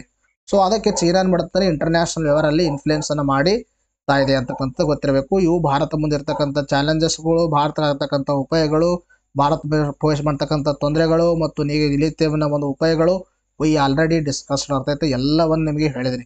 ಮುಂದೆ ಬರ್ತಕ್ಕಂಥ ಎಕ್ಸಾಮ್ ಅಲ್ಲಿ ಇದ್ರ ಮೇಲೆ ಪ್ರಶ್ನೆಯನ್ನ ಕೇಳಬಹುದು. ನೋಡಿ, ನೆಕ್ಸ್ಟ್ ಕ್ವಶ್ಚನ್ ಕೇಳಿದ್ರೆ ಕೆಮಿಕಲ್ ಸೊಸೈಟಿಯ ಶತಮಾನದ ರಸಾಯನಶಾಸ್ತ್ರ ವಿಜ್ಞಾನಿ ಪ್ರಶಸ್ತಿಗೆ ಭಾಜನರಾದವರು ಯಾರು ಅಂತ ಕೇಳಿದರೆ, ಸೊ ಇದು ಗೊತ್ತಿರಬೇಕು. ಸಿಂಪಲ್ ಆಗಿ CNR ರಾವ್ ಅವರು ಅದಕ್ಕೆ ಸರಿಯಾಗಿರ್ತಕ್ಕಂಥ ಉತ್ತರ. ವಿಜ್ಞಾನಿ CNR ರಾವ್ ಅವರಿಗೆ ಇಂಡಿಯನ್ ಕೆಮಿಕಲ್ ಸೊಸೈಟಿ ಶತಮಾನದ ಒಂದು ರಸಾಯನಶಾಸ್ತ್ರ ವಿಜ್ಞಾನಿ ಬಿರುದವನ್ನು ನೀಡಿ ಗೌರವವನ್ನ ನೀಡಿರ್ತಕ್ಕಂಥದ್ದು. ಇಷ್ಟು ಮಾಹಿತಿ ಗೊತ್ತಿರಲಿ. ನೆಕ್ಸ್ಟ್ ಪ್ರಶ್ನೆ ನೋಡಿ, ಭಾರತೀಯ ಸೇನೆ ಉಪಮುಖ್ಯಸ್ಥರಾಗಿ ಯಾರು ನೇಮಕಗೊಂಡಿದ್ದಾರೆ ಅಂತ ಪ್ರಶ್ನೆ ಕೇಳಿದರೆ, ಸೊ ಇದಕ್ಕೆ ಸರಿಯಾಗಿರ್ತಕ್ಕಂಥ ಉತ್ತರ ಯಾವ್ದಂದ್ರೆ ಮೇಲಿನ ಯಾವುದೂ ಅಲ್ಲ ಇದಕ್ಕೆ ಸರಿಯಾಗಿರ್ತಕ್ಕಂಥ ಉತ್ತರವಾಗಿದೆ. ಆಯ್ತಾ? ನೋಡಿ, ಉತ್ತರ ಸೇನೆ ಕಮಾಂಡರ್ ಆಗಿದ್ದ ಒಂದು ಜನರಲ್ ಉಪೇಂದ್ರ ದ್ವಿವೇದಿ ಅವರನ್ನ ಭಾರತೀಯ ಸೇನೆ ಉಪಮುಖ್ಯಸ್ಥರಾಗಿ ನೇಮಿಸಲಾಗಿದೆ. ಫೆಬ್ರವರಿ 15ರಂದು ನಡೆಯುವ ಕಾರ್ಯಕ್ರಮದಲ್ಲಿ ದ್ವಿವೇದಿ ಸೇನಾ ಉಪಮುಖ್ಯಸ್ಥರಾಗಿ ಅಧಿಕಾರವನ್ನ ವಹಿಸಿಕೊಳ್ಳಲಿದ್ದಾರೆ. ದ್ವಿವೇದಿ ಅವರು. ನೋಡಿ, ನೆಕ್ಸ್ಟ್ ಪ್ರಶ್ನೆ, ಗ್ರಾಮಿ ಪ್ರಶಸ್ತಿ ಯಾವುದಕ್ಕೆ ಸಂಬಂಧಿಸಿದೆ ಅಂತ ಪ್ರಶ್ನೆ ಕೇಳಿದರೆ, ಸೊ ಅದಕ್ಕೆ ಸರಿಯಾಗಿರ್ತಕ್ಕಂಥ ಉತ್ತರ ಮೊದಲನೇ ಆಪ್ಷನ್ ಸಂಗೀತ. ನೋಡಿ, ಇದ್ರ ಬಗ್ಗೆ ಡಿಸ್ಕಷನ್ ಮಾಡೋಣ. ಗಾಯಕ ಶಂಕರ್ ಮಹಾದೇವ್ ಹಾಗೂ ಉಸ್ತಾದ್ ಜಾಕಿರ್ ಹುಸೇನ್ ಅವರು ಶಕ್ತಿ ಬ್ಯಾಂಡ್ ಈ ಬಾರಿ ಪ್ರತಿಷ್ಠಿತ ಗ್ರಾಮಿ ಪ್ರಶಸ್ತಿಯನ್ನು ಮುಡಿಗೇರಿಸಿಕೊಂಡಿದೆ. ಯಾವ ಬ್ಯಾಂಡ್ ಹೇಳಿ? ಶಕ್ತಿ ಬ್ಯಾಂಡ್ ಅಂತಕ್ಕಂಥದ್ದು ಗ್ರಾಮಿ ಪ್ರಶಸ್ತಿಯನ್ನು ಪಡೆದುಕೊಂಡಿದೆ. ಅಮೆರಿಕದ ರೆಕಾರ್ಡಿಂಗ್ ಅಕಾಡೆಮಿ ಎಂಬ ಸಂಸ್ಥೆ ಕಳೆದ 62 ವರ್ಷಗಳಿಂದ ಅತ್ಯುತ್ತಮ ಸಂಗೀತ ಸಾಧಕರಿಗೆ ಗ್ರಾಮಿ ಪ್ರಶಸ್ತಿಯನ್ನು ನೀಡುತ್ತಾ ಬಂದಿದೆ. ಇದಕ್ಕೆ ಇನ್ನೊಂದು ಗ್ರಾಮ್ ಫೋನ್, ಅರ್ಥ ಆಯ್ತಾ? ಗ್ರಾಮ್ ಫೋನ್ ಅವಾರ್ಡ್ಸ್ ಅಂತಾನೂ ಕೂಡ ಹೇಳ್ತೀವಿ. ಗ್ರಾಮ್ ಫೋನ್ ಅವಾರ್ಡ್ಸ್ ಅಂದ್ರೂ ಒಂದೇ, ತದನಂತರದಲ್ಲಿ ಗ್ರಾಮಿ ಪ್ರಶಸ್ತಿ ಅಂದ್ರೂ ಒಂದೇ. ಇದನ್ನ ಯಾರು ಕೊಡ್ತಾರ? ಅಮೆರಿಕನ್ ರೆಕಾರ್ಡಿಂಗ್ ಅಕಾಡೆಮಿ ಅಂತಕ್ಕಂಥದ್ದು ಕೊಡುತ್ತೆ. ಸೊ ಭಾರತದಿಂದ ಯಾರಾದ್ರೆ ಮಹಾದೇವ್ ಮತ್ತು ಉಸ್ತಾದ್ ಜಾಕಿರ್ ಹುಸೇನ್ ಅವರ ಶಕ್ತಿ ಬ್ಯಾಂಡ್ ಈ ಬಾರಿ ಗ್ರಾಮಿ ಪ್ರಶಸ್ತಿಯನ್ನ ಪಡೆದುಕೊಂಡಿದೆ. ಇದು ಸಂಗೀತಕ್ಕೆ ಸಂಬಂಧಪಟ್ಟಿರ್ತಕ್ಕಂಥ ಒಂದು ಪ್ರಶಸ್ತಿ. ಇಷ್ಟು ಸ್ಪಷ್ಟತೆ ಇರಬೇಕು. ಶ್ರೀಲಂಕಾ ಸ್ವತಂತ್ರವಾದ ವರ್ಷ ಯಾವುದು? ನಿಮ್ PC ಎಕ್ಸಾಮ್ ಅಲ್ಲಿ ಸುಮಾರು ಬಾರಿ ಕೇಳಿದ್ದಾರೆ. ಅರ್ಥ ಆಯ್ತಾ? PC ಎಕ್ಸಾಮ್ ಅಲ್ಲಿ ಅದಕ್ಕೆ ಸರಿಯಾಗಿರ್ತಕ್ಕಂಥ ಉತ್ತರ 1948 ಸರಿಯಾಗಿರ್ತಕ್ಕಂಥ ಉತ್ತರ. ಫೆಬ್ರವರಿ 4, 2024ರಂದು ಶ್ರೀಲಂಕಾ 76ನೇ ಸ್ವಾತಂತ್ರ್ಯ ದಿನವನ್ನು ಆಚರಿಸಿತು. ಫೆಬ್ರವರಿ 4, 1948 ಶ್ರೀಲಂಕಾದ ಬ್ರಿಟಿಷ್ ಆಳ್ವಿಕೆಯಿಂದ ಸ್ವಾತಂತ್ರ್ಯವನ್ನು ಪಡೆದುಕೊಂಡ ದಿನವಾಗಿದೆ. ಇನ್ನು ಶ್ರೀಲಂಕಾ ಬಗ್ಗೆ ನಾವು ಪ್ರೀವಿಯಸ್ ವಿಡಿಯೋದಲ್ಲಿ ಮಲ್ಟಿಪಲ್ ಟೈಮ್ಸ್ ಕವರ್ ಮಾಡಿದೀವಿ. ಅರ್ಥ ಆಯ್ತಾ? ನೋಡಿ, ನೆಕ್ಸ್ಟ್ ಕ್ವಶ್ಚನ್ ಕೇಳಿದ್ರೆ ಪೇಟಿಎಂ ಸಂಸ್ಥೆಯ ಸಂಸ್ಥಾಪಕ ಯಾರು ಅಂತ ಪ್ರಶ್ನೆಯನ್ನ ಕೇಳಿದ್ದಾರೆ. ಅದಕ್ಕೆ ಸರಿಯಾಗಿರ್ತಕ್ಕಂಥ ಉತ್ತರ ಯಾವುದಂದ್ರೆ Vijay Shekhar is the right answer.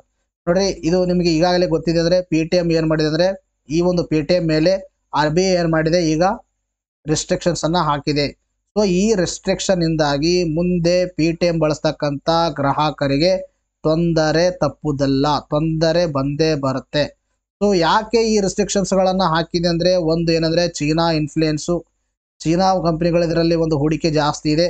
ಇನ್ನೊಂದು ಡೇಟಾ ಲೀಕೇಜು, ತದನಂತರ ಅಂದ್ರೆ ಡೇಟಾ ಪ್ರೈವೇಸಿಯನ್ನು ಮೇಂಟೈನ್ ಮಾಡಿಲ್ಲ ಅಂತಕ್ಕಂಥ ಒಂದು 2 ರೀಸನ್ಗಳಿಂದ RBI ಇದ್ರ ಮೇಲೆ ರಿಸ್ಟ್ರಿಕ್ಷನ್ ಹಾಕಿದೆ ಅಂತ ಮಾಹಿತಿ ಕೇಳಿ ಬರ್ತಾ ಇದೆ. ಸೊ ನಮ್ಮ ತಲೆಯಲ್ಲಿ ಪೇಟಿಎಂ ಅಂತಕ್ಕಂಥದ್ದು ಇದು ಫಿನ್ಟೆಕ್ಗೆ ಸಂಬಂಧಪಟ್ಟಿರ್ತಕ್ಕಂಥ ಒಂದು ಕಂಪನಿ. ಸೊ ಪೇಟಿಎಂ ಅಂತಕ್ಕಂಥದ್ದು ಒಂದರ ಸ್ಥಾಪಕ ವಿಜಯ್ ಶೇಖರ್ ಅಂತಕ್ಕಂಥವ್ರು. ಇನ್ನೊಂದು 197 ಕಮ್ಯುನಿಕೇಷನ್ಸ್, ಇದು ಏನಂದರೆ ಮಾತೃ ಸಂಸ್ಥೆ. 197 ಕಮ್ಯುನಿಕೇಷನ್ಸ್ ಅಂತಕ್ಕಂಥದ್ದು ಇದರ ಒಂದು ಮಾತೃ ಸಂಸ್ಥೆ, ಅದರದು ಪೇಟಿಎಮ್ದು. ಅರ್ಥ ಆಯ್ತಾ? ಮಾರ್ಚ್ 1ರಿಂದ ಜಾರಿಗೆ ಬರುವಂತೆ ಹಲವು ನಿರ್ಬಂಧಗಳನ್ನು ಪೇಟಿಎಂ ಪೇಮೆಂಟ್ಸ್ ಬ್ಯಾಂಕ್ ಮೇಲೆ ಭಾರತೀಯ ರಿಸರ್ವ್ ಬ್ಯಾಂಕ್ ಹೇರಿದೆ. ನಾನು ಈಗಾಗಲೇ ನಿಮಗೆ ಹೇಳಿದ್ದೀನಿ. ನೋಡಿ, ನೆಕ್ಸ್ಟ್ ಕ್ವಶನ್ ಕೇಳಿದರೆ, ಇತ್ತೀಚೆಗೆ ಯಾವ ದೇಶದ ಸೆನೆಟ್ಗೆ, ಸಾರಿ ಇಲ್ಲಿ ನಿಮ್ಗೆ ಮಿಸ್ ಆಗಿದೆ ನೋಡಿ ಅವ್ರು ಯಾರು ಅಂತ. ಅವ್ರ ಹೆಸರು ಏನಂದರೆ, ಅಲ್ಲಿ ನಿಮಗೆ ತೋರಿಸ್ತೀನಿ ನಾನು ಯಾರಂದರೆ, ಅವರು ಆಸ್ಟ್ರೇಲಿಯಾದ ವರುಣ್ ಘೋಷ್. ಕ್ವಶನ್ ಏನಾಗಬೇಕಂದ್ರೆ ವರುಣ್ ಘೋಷ್. ಇತ್ತೀಚೆಗೆ ವರುಣ್ ಘೋಷ್ ಯಾವ ದೇಶದ ಸೆನೆಟ್ಗೆ ಆಯ್ಕೆಯಾಗಿದ್ದಾರೆ ಅಂತ ಪ್ರಶ್ನೆ ಕೇಳಿದರೆ, ಅದಕ್ಕೆ ಸರಿಯಾಗಿರ್ತಕ್ಕಂಥ ಉತ್ತರ ಆಸ್ಟ್ರೇಲಿಯಾ. ಆಸ್ಟ್ರೇಲಿಯಾ ಸೆನೆಟರ್ ಆಗಿ ಮೊದಲ ಬಾರಿಗೆ ಭಾರತೀಯ ಒಂದು ಮೂಲದ ವರುಣ್ ಘೋಷ್ ನೇಮಕ ಮಾಡಲಾಗಿದ್ದು, ಅವರು ಭಗವದ್ಗೀತೆ ಕೈಯಲ್ಲಿ ಹಿಡಿದು ಪ್ರಮಾಣ ವಚನ ಸ್ವೀಕರಿಸಿದ್ದಾರೆ. ಇವರು ಆಸ್ಟ್ರೇಲಿಯಾ ಒಂದು ಸಂಸತ್ತಿನ ಮೊದಲ ಭಾರತೀಯ ಸಂಜಾತ ಸದಸ್ಯ. ಅದಾದ ಭಾರತೀಯ ಮೂಲದ ಆಸ್ಟ್ರೇಲಿಯಾ ಒಂದು ಸಂಸತ್ತಿನಲ್ಲಿ ಅಥವಾ ಸೆನೆಟ್ನಲ್ಲಿ ಸದಸ್ಯತ್ವ ಪಡೆದ ಮೊದಲ ಭಾರತೀಯ ಯಾರಂದ್ರೆ, ಅಂದರೆ ಭಾರತೀಯ ಮೂಲದವ್ರು ಯಾರಂದ್ರೆ ವರುಣ್ ಘೋಷ್ ಅಂತಕ್ಕಂಥ ಗೊತ್ತಿರಬೇಕು. ಇಂಪಾರ್ಟೆಂಟು. ಈ ಥರ ಪ್ರಶ್ನೆಗಳು ನಿಮಗೆ KE ಎಕ್ಸಾಮಿನೇಷನ್ ಅಲ್ಲಿ ಕೇಳ್ತಿರ್ತಾರೆ. ಅರ್ಥ ಆಯ್ತಾ? ಆಸ್ಟ್ರೇಲಿಯಾದ ರಾಜಧಾನಿ ಮೆಲ್ಬರ್ನು, ಕರೆನ್ಸಿ ಆಸ್ಟ್ರೇಲಿಯನ್ ಡಾಲರ್ ಅಂತ ನಾವು ಹೇಳ್ತೀವಿ. ನೋಡಿ, ನೆಕ್ಸ್ಟ್ ಇದೆ ಮೊದಲನೇ ಪ್ರಶ್ನೆ. ಇತ್ತೀಚೆಗೆ ಸುದ್ದಿಯಲ್ಲಿ ಕಂಡುಬರುವ ರೋಟಾರುವ ಸರೋವರ ಯಾವ ದೇಶದಲ್ಲಿದೆ ಅಂತ ಪ್ರಶ್ನೆ ಕೇಳಿದರೆ, ಸರಿಯಾಗಿರ್ತಕ್ಕಂಥ ಉತ್ತರ ನ್ಯೂಜಿಲೆಂಡ್. ವಾಯು ಶಕ್ತಿ 2024 ಎಲ್ಲಿ ನಡೆಯಲಿದೆ ಅಂತ ಪ್ರಶ್ನೆ ಕೇಳಿದರೆ, ಸರಿಯಾಗಿರ್ತಕ್ಕಂಥ ಉತ್ತರ ಪೋಖ್ರಾನ್. ಯಾವ ದೇಶದ ಜಿಯಾಲಾಂಗ್ 3 ರಾಕೆಟ್ ಇತ್ತೀಚೆಗೆ 9 ಉಪಗ್ರಹಗಳನ್ನು ಸನ್ ಸಿಂಕ್ರೋಸ್ ಆರ್ಬಿಟ್ಗೆ ಉಡಾವಣೆ ಮಾಡಿದೆ ಅಂದರೆ, China is the right answer. Important ನೋಡಿ ನಿಮಗೆ KS ಎಕ್ಸಾಮಿನೇಷನ್ಗೆ. ಇದು ಪ್ರಪಂಚದಾದ್ಯಂತ ಅಂತಾರಾಷ್ಟ್ರೀಯ ಮಾನವ ಭಾತೃತ್ವ ದಿನ ಯಾವಾಗ ಆಚರಿಸಲಾಯಿತು ಅಂತ ಪ್ರಶ್ನೆ ಕೇಳಿದರೆ, ಇದಕ್ಕೆ ಸರಿಯಾಗಿರ್ತಕ್ಕಂಥ ಉತ್ತರ ಫೆಬ್ರವರಿ 4. ರಾಧಾ ರತುರಿ ಅವರು ಯಾವ ರಾಜ್ಯದ ಮೊದಲ ಮಹಿಳಾ ಮುಖ್ಯ ಕಾರ್ಯದರ್ಶಿಯಾಗಿ ನೇಮಕಗೊಂಡರು ಅಂತ ಪ್ರಶ್ನೆ ಕೇಳಿದರೆ, ಇದಕ್ಕೆ ಸರಿಯಾಗಿರ್ತಕ್ಕಂಥ ಉತ್ತರ ಉತ್ತರಾಖಂಡ್. ಇತ್ತೀಚೆಗೆ ಬೆಂಗಳೂರಿನ ಒಂದು ಸಮೀಪದಲ್ಲಿ ಮೊದಲ ರೀತಿಯ ಲ್ಯಾಪ್ಟಾಪ್ ಉತ್ಪಾದನಾ ಘಟಕವನ್ನು ಸ್ಥಾಪಿಸಲು ಕರ್ನಾಟಕ ಸರ್ಕಾರದೊಂದಿಗೆ MOU ಸಹಿ ಹಾಕಿರುವ ಕಂಪನಿ ಯಾವುದಂದ್ರೆ ವಿಸ್ಟ್ರಾನ್ ಕಾರ್ಪೊರೇಷನ್ ಅಂತ ನಾವು ಹೇಳ್ತೀವಿ. ಇವತ್ತಿಗೆ ವಿಡಿಯೋನ ಮುಗಿಸೋಣ, ಮತ್ತೆ ಮುಂದಿನ ವಿಡಿಯೋದಲ್ಲಿ ಭೇಟಿಯಾಗೋಣ.